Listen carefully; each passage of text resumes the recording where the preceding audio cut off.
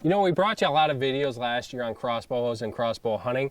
One of them that I found fascinating because it taught me something that I never knew is you don't wax the serving on your crossbow when you're waxing the string. Jake, I have to ask you this because there's a lot of information out there and a lot of different advice.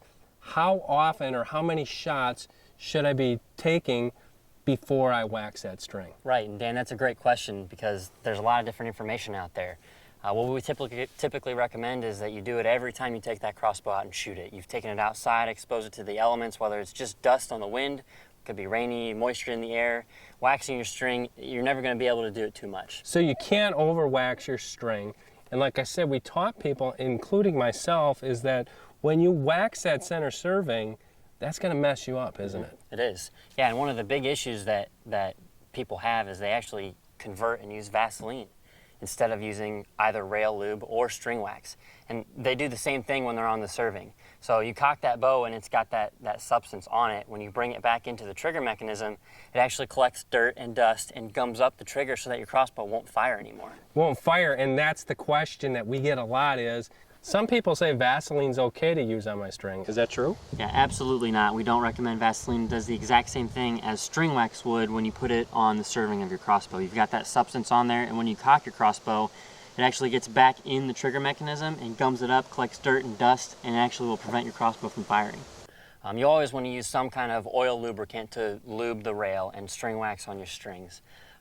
We have some that actually ship with all of our crossbows.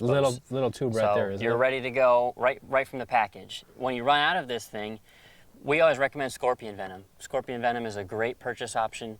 You can go to basically any retail store and pick that up, and it'll last you for a long time, and it does the exact same stuff. So what I want to do with that is basically get the rails.